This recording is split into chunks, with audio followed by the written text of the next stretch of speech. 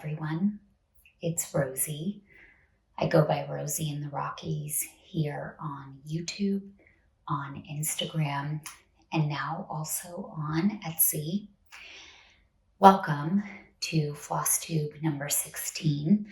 This is my end of Sampler September 2025 update, and I have so much to share with you. So I hope that you have your needlework or other crafting with you and a nice beverage, and that I can keep you some company while you stitch your craft. September was a month full of samplers. I have a sampler reproduction that I released on August 31st, and I want to talk about that sampler, Elizabeth Metcalf 1860, and her stitch along. I have a new antique reproduction start that I previewed in my last video. I did start stitching her this month in September. And then I was really into this idea that during Sampler September, I would stitch on a border, an alphabet, a house, a bird, a floral bouquet, and also do some specialty stitches, because those are the things that I think most often characterize or are present in antique samplers. So a lot to share with you. I hope that you have your needlework or some other craft with you that you're settling in, and maybe that I can keep you some company. So let's get started. The first sampler I'd like to talk about is my first antique reproduction, Elizabeth Metcalf 1860. I charted Elizabeth with Classic Colorworks and a DMC conversion, and Weeks Dye Works straw linen in 40 count. Several people have asked. Elizabeth has no specialty stitches and no 1/1. So she's appropriate for linen, Lugana, and Ada. And I released her on August 31st for Sampler September. And the response I've received is overwhelming, I think primarily due to Kim Goldman, Contented Needleworker Kim, as well as Sarah Stitchy Spot, Holly, Neil, Hobbies of Holly, Brenda from Brenda and the Cereal Starter, Susan Stanley, and I think lots of other people shared their starts of Elizabeth. I have to say that if anyone is running for any kind of office, you need Kim Goldman as your campaign manager. She posted about Lissy, that's what we're calling her. As soon as I released her, she then started texting all her friends. Then all of a sudden there was a Sal that Kim was hosting, and I am so overwhelmed with gratitude and everyone's positive comments, and I just had no idea that I would release Elizabeth and the response could be like this. So thank you to everybody who purchased her, who's stitching her, who didn't purchase her but liked her, who gave me words of affirmation. This was such a positive and validating experience. If you're interested in Elizabeth, I'll link my Etsy shop down below. Kim is hosting a Sal, and lots of people are joining, including in the past few days. The Sal is very loose. There aren't specific time frames within which Lissy needs to be stitched. Kim is also occasionally hosting a Zoom chat, which several people have joined. I'm trying to make it a priority to join when she does the next one. And I am just so grateful. I hope that Elizabeth brings those of you who are stitching her even half the pleasure that it brought me to reproduce her. And yeah, I just love her so much, and I'm so grateful to all of you. Let's talk about another antique that I am reproducing. This one is Maria Fisher, 1796, and I'm showing a photograph. If you want to see the real sampler that's still framed in the original antique frame, I showed it in Flosstube number 15, which I'll also link below. I charted Maria with 103 silks because the original just glows, and I wanted that sheen that silks provide. And I started stitching her. So here are the 103s for now. I started switching a couple out as I was stitching because on the linen the colors look different and don't fully match the original antique. Here she is, and I will talk a little bit about her color palette and some of the things I've noticed. First, the color palette. She has this beautiful, I think very romantic floral border, and the flowers are actually two-toned, 211 and cream. Then she has rice stitches, and I'll again show a close-up in a second, as an inner border, and then an uppercase alphabet, which I finished with little borders in between.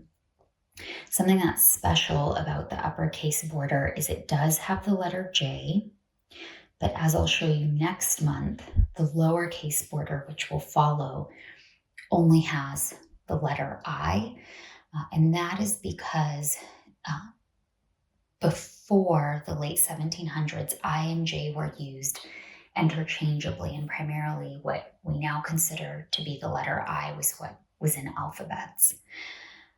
The other thing that's unique is that if you notice, there's an M and then another M, and then an N and another N. These second M and N are called minims, and they were used to help little girls differentiate between the two letters M and N because they're confusing. They only have one line difference. So let me show you a close-up,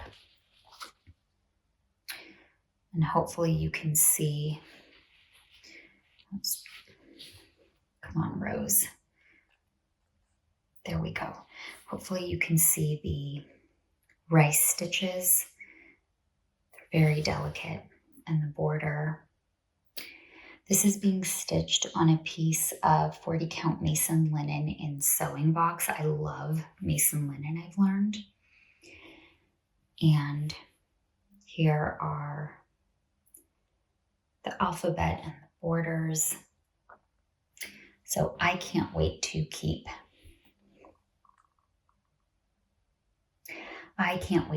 stitching on her. I think she's just lovely. So what follows, and I'll put a picture of the original sampler to the side. What follows is a lowercase border, a lowercase alphabet, and then a border, some eyelets, and then a border, a Seneca or Benjamin Franklin quote, a tree border, and then a beautiful set of 3 cartouches. I also want to show a close-up of the center cartouche.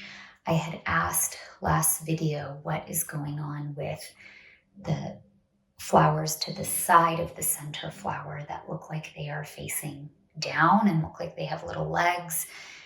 And several people confirmed for me they think those are stamen. Of course they're stamen. I think I was just confused because why would stamen be pointing downward? And I can't remember who, but somebody left a really funny comment saying maybe she just really liked how stamen looked, or maybe she had a fascination with which is interesting given that little girls at the time were not learning about the birds and the bees. I don't think adult women were either really until they got married. Anyhow, I am enjoying Maria so much, and she is going to be a priority. It was very hard for me to put her down this month. All right. So Maria was my border and alphabet for Sampler September. And then I thought, wait a second, I have a project that only has a border. That's Smith Sampler. I started this one in June of this past year, stitched on it in June, and then didn't touch it again. And so I decided to pull it out. Here is a picture of what it looked like last time.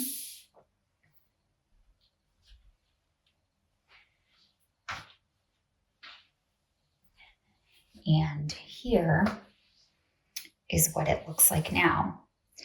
I am stitching Smith Sampler on 40 count baked clay by Fox and Rabbit using DMCs.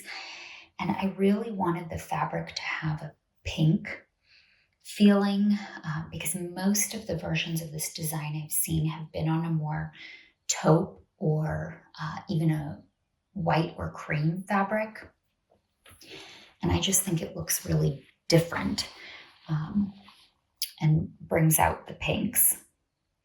So this is what it looks like now. This entire tree with the bird and the side border is new. Very much enjoyed it. It was so fun to stitch on this month, and I can't wait to keep stitching on it. I was initially a little worried that the cream color that the bird is in wouldn't show up, but I think it's showing up just fine on the fabric, so I'm going to keep going with it.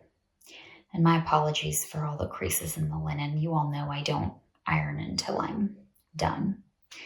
So really, really enjoyed this one. Looking forward to picking it up again. Next, I worked on Cittlewick Green by Rosewood Manor, Karen Kluba. I pulled this one out after seeing Aimee from Thread Gremlins show off her finish. Aimee's is beautiful. She picked a gorgeous reddish, almost like a burnt umber color, or at least that's how it comes across in photos and video. And she made the windows in the houses look like the sun was hitting them, which I thought was so clever. So I saw Aimee's finish. She messaged me and said, look what I finished. And I was so happy for her and then jealous for myself. So I decided to pull it out. Apologize for the hanging threads. This is what mine looks like now. So this entire house is new. Some of the grass underneath it is new, and a little bit of the bottom border, which is so fun to stitch. You'll notice that I have not yet filled in the windows. The original design has a little seam in each window. I'm not sure if you'll be able to tell here. Let's focus.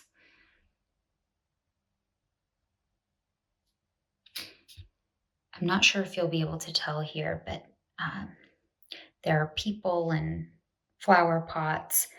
And I haven't decided if I want to include those or make the bottom windows look a bit like the top windows, like the light is just hitting them.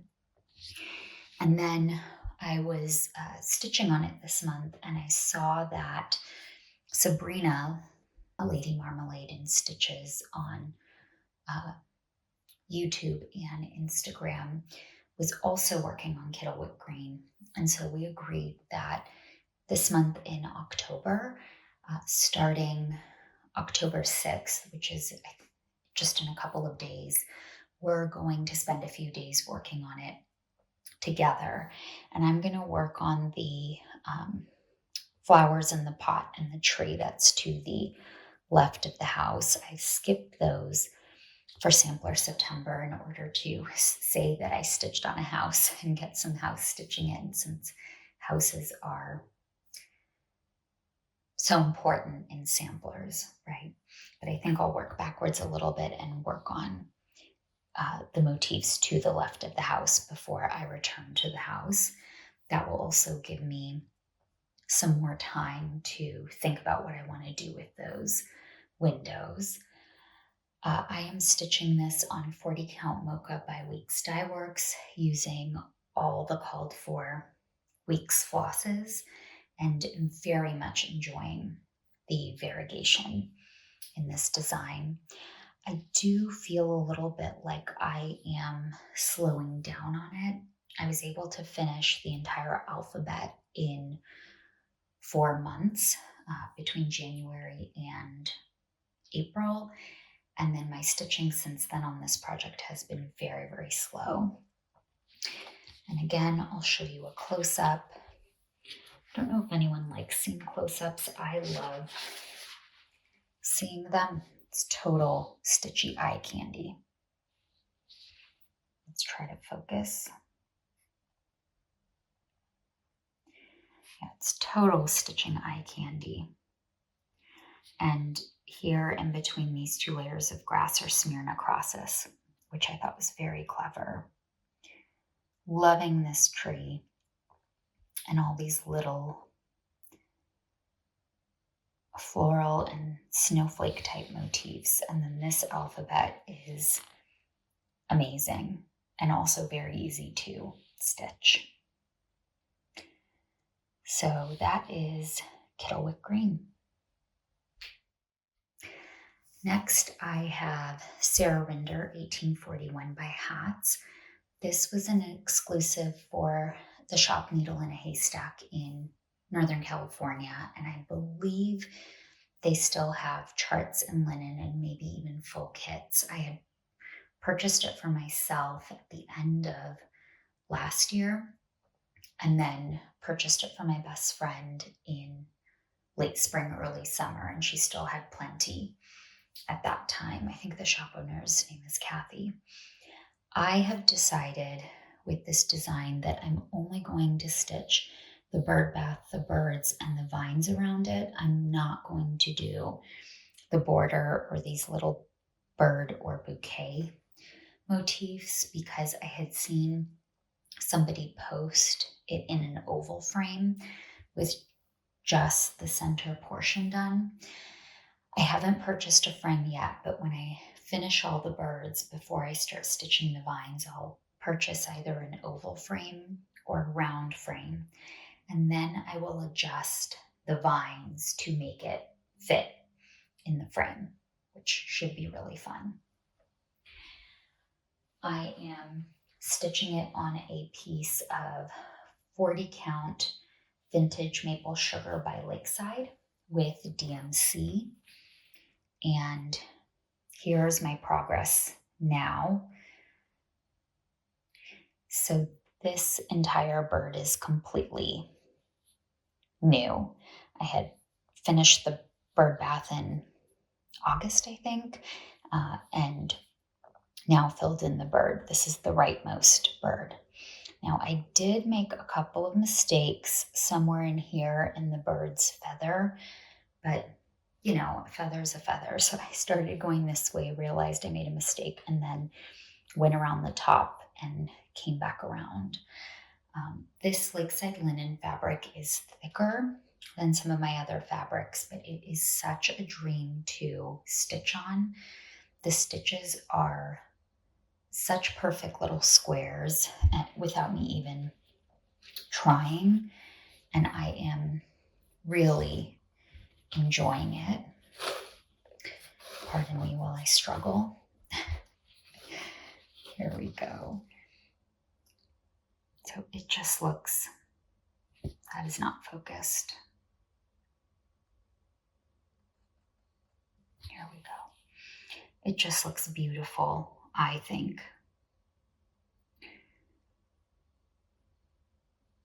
Yeah, love that little bird. So the next time I pick it up, I'll work on this bird here, and then there are 2 more birds on this side, and then I'll be able to buy a frame, round or oval. I'm not sure if anyone has purchased the antique looking frame from Amazon. I'm trying to pinch my pennies in preparation for Christmas. So if you have a favorite frame or an idea for one, I think I'm going to need, if it's a circle, I think I'm going to need somewhere between 12 and 15 inch diameter. The larger the better. And then if oval, the height would need to be at least 12 inches. So we're talking a larger frame. And I know this looks very small, but the vines in the top and bottom, and then to the left and right, are pretty substantive. And while I'm willing to modify them, I don't want to shrink them down so it looks overly crowded. One of the things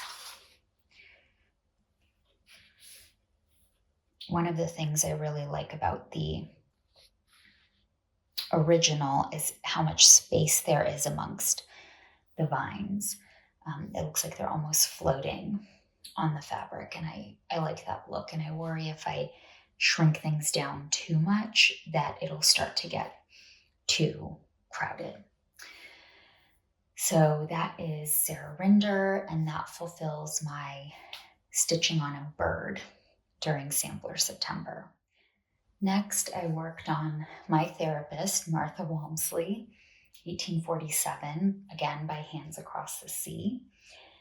And I worked on this one because I was going to work on this little bouquet motif.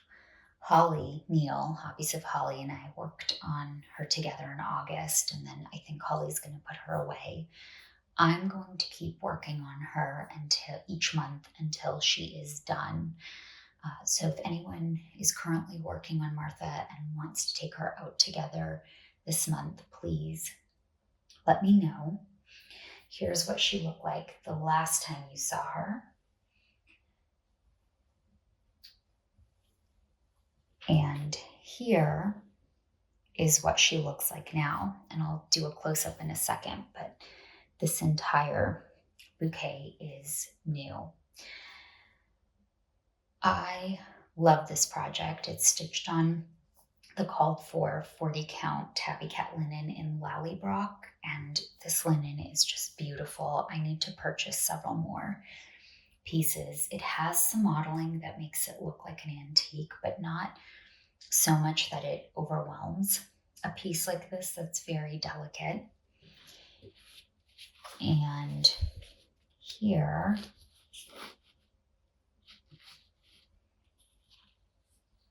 is the floral bouquet.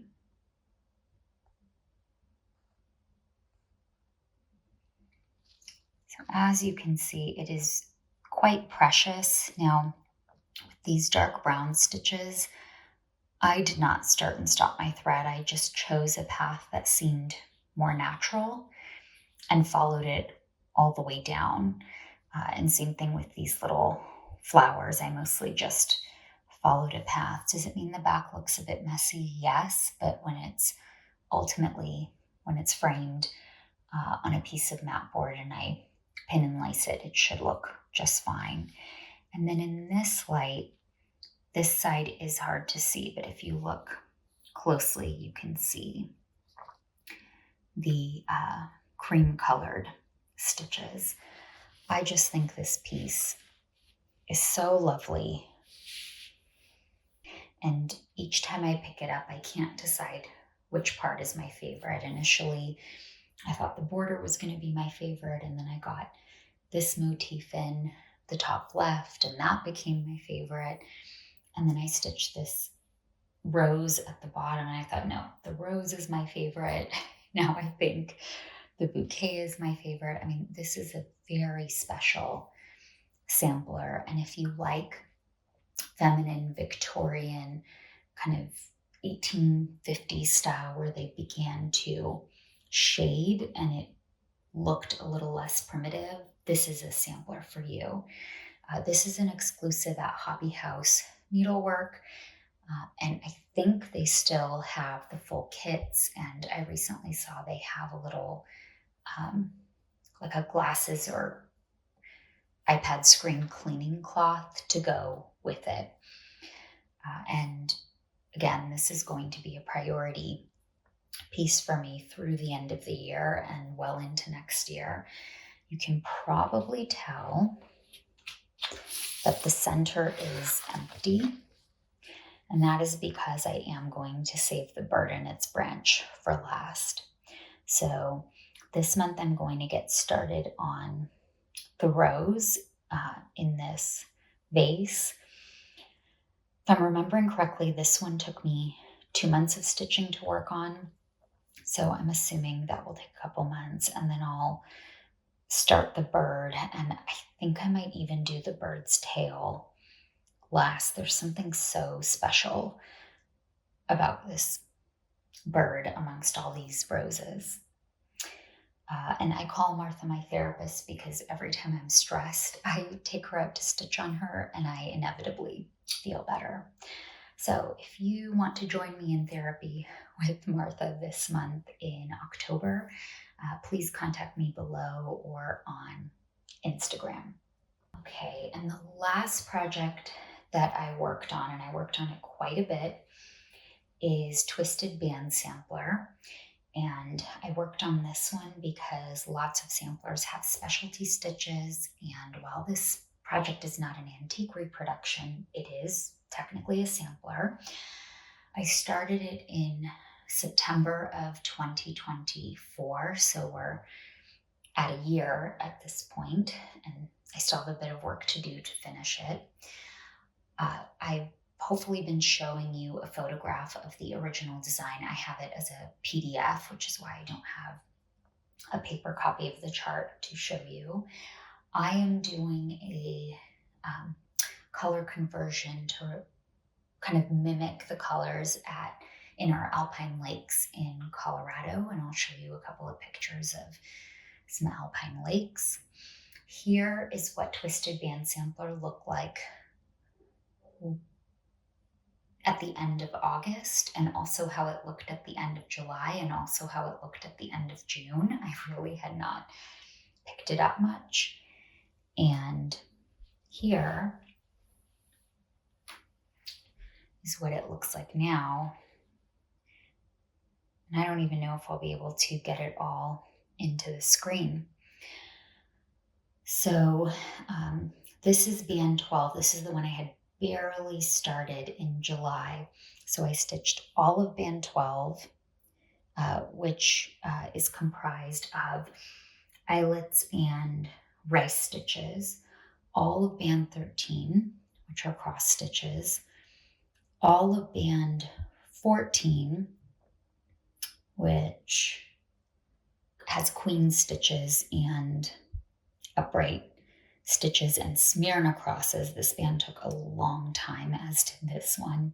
And then all of band 15, which again are cross stitches. So all I have left is this little quarter of the project.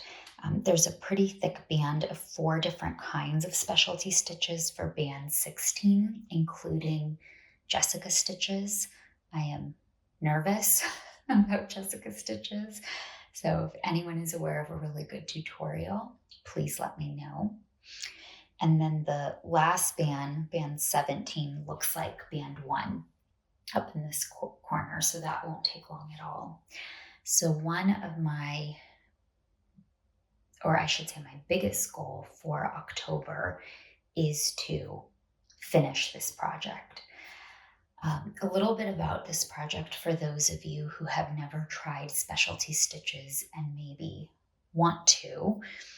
I purchased this after getting in touch with Nicole, the owner of Northern Expression Needlework. So she's the designer of this piece, and basically said to her, look, at some point I'd like to stitch chatelaine. Here are the variety of stitches that I see in the instructions for the 2 chatelaines I own. Which of your band samplers do you think includes most or all of these? Nicole responded, I think, in under 12 hours, and she was very helpful. She told me what the options were and what would be missing from each pattern. And I believe I chose Twisted Band Sampler because it had either all or almost all of the specialty stitches that are in the 2 chatelaine patterns that I own. And then I asked her a couple more questions, and she was very, very helpful. So great customer service. And I was contacting her through her Etsy store. And it is taking a while because my attention is drawn to other projects. But I mean, this piece is lovely. You can also get a version of this piece that is only cross stitches if that's what you're interested in. The every other band are cross stitches, and they're very easy to stitch. And I just am having a really great time learning. Now, if you look close up, my stitches are kind of wonky, and usually they start out kind of shaky. I always start on the left side, and by the time I get to the right, the tension starts to improve. So I think this piece is also going to have a little bit of warping when I try to frame it, but I am okay with that. The fabric, so I am stitching this on a 28 count Stonewashed by Seraphim fabrics. Forgot for a second. And this fabric has quite a loose weave. On the one hand, I really like that because it allows me to find the holes that I need when I'm struggling to learn the specialty stitches. On the other hand, it does create a little bit of a tension problem for those of us who already have a tension problem and are learning something new. But I don't think I would have chosen a different fabric. I think the other way you could go is to choose Ada or a Lugana, something that's starchier or stiffer. But I really like the color of this fabric. So I'm going to try and finish this before the end of October. I may need some encouragement to do so because I find myself being pulled toward other projects because the specialty stitches are hard for me. Once I've done it each one a handful of times, it starts to become easier and my confidence has improved. But I think I may need to push myself a little bit to initiate band 16, and then I'll be good to go. And then I'll have to figure out how to frame it because it is not a standard size piece, and I've spent my framing budget for the year. So I may end up, I don't know how I'm going to frame it. Okay, the last thing that I want to mention is that I did have a failure this month. So in my last video, I had shown you 3 FFOs. One was more recent, Manor at Quaker, 3 finishes that I wanted to FFO. Manor at Quaker Hill, Summerhouse Stitchworks Chronicles of Oline Marie, and Blackbirds My Heart Can Rest.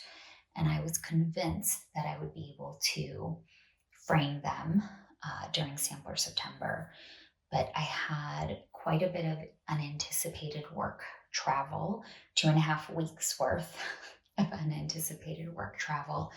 And I was traveling to places on Sunday to be able to go to Monday meetings, and then traveling back on Saturday after Friday meetings that ended late. So I just didn't have enough weekend time. So my goal, please hold me to it, is to have 3 FFOs, 3 sampler FFOs to show you next month, since all I need to do is iron, pin, lace, and close up the back of the frame for each of them. Thank you so much again to those of you that have supported Elizabeth Metcalf, 1860. If you want to join the Instagram chat book for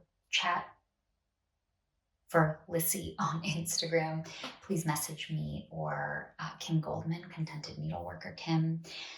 And I hope you all have a wonderful October and start to your fall if you're in the Northern Hemisphere, and movement into your spring if you're in the Southern Hemisphere. And I will see you around Halloween time. I hope that your needlework brings you peace and joy and comfort. And I also hope that you're all safe and healthy. Happy stitching, everyone.